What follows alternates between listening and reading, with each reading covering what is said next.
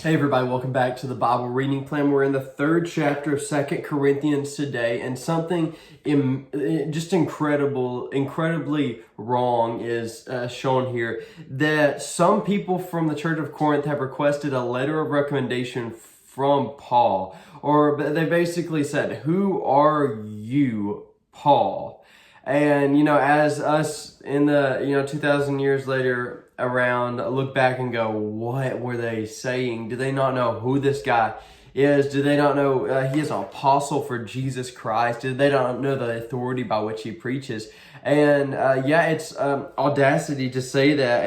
And Paul, which we are talking about a church who has a mix of Greeks and Jews, and there's these Judaizers, these Jewish Christians who are enforcing the law on other people, and we've established that. But I think people do that still today. They enforce extra rules on Christianity, or they try to enforce the law still on Christianity, because some people love religious merit over a life where they have to trust and follow Jesus and just allow him to work through your life. They want this merit, they want this achievement, they want something they can hold on to and say, this is what I have achieved, instead of following Jesus freely. And so we're seeing this, and Paul is saying, I need your letter of recommendation. Who are you, Paul? He shuts them down in the first verse.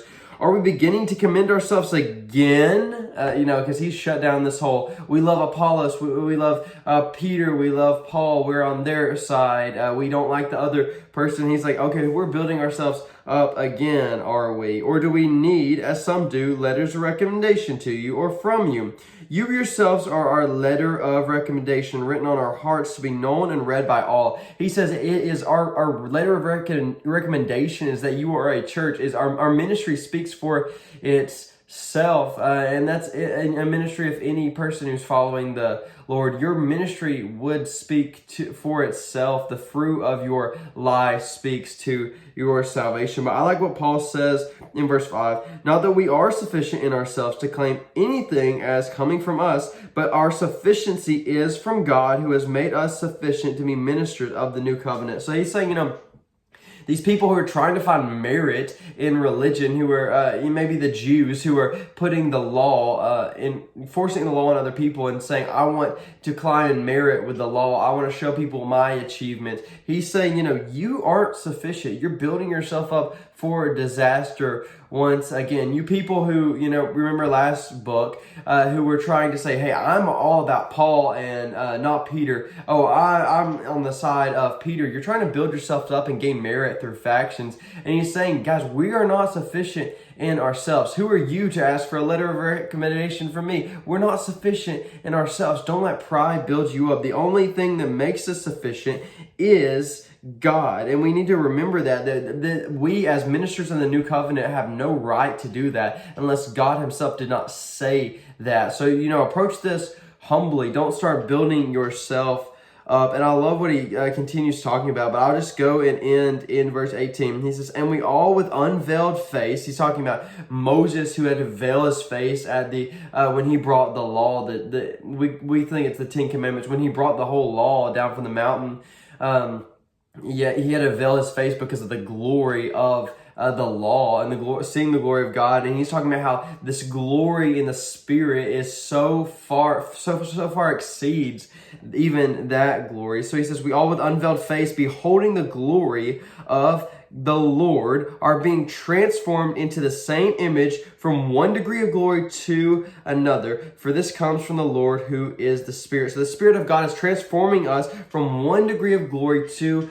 another. We are not to stay stagnant. We are to be running after Christ, and he is going to transform us from where we are now, from one degree of glory to something greater. He's justified us so he can sanctify us, draw us nearer to the image of Christ. And that's our goal, but we don't need to store up pride in our hearts and just like they did, think that they are sufficient in themselves. We're not. We are not. We can't even walk without God holding our hands. And don't forget that. I would just like you to ask yourself, God, where am I blind to my sin today? Where do I think I can run when I actually can't even stand up? I think that's where the devil gets us. And it's a helpful practice to just say, maybe gather someone near to you and say, where, if the devil were to take you out in a big moral failing or something, a terrible act, where would he take you out? I'll ask you that. If the devil were to take you out, how would he do it? Where would he do it? And are you blind to that? Are you saying, okay, I haven't done that in 15 years. I haven't done that in 10 years or 5 years. This distance is going to keep me from sin. No.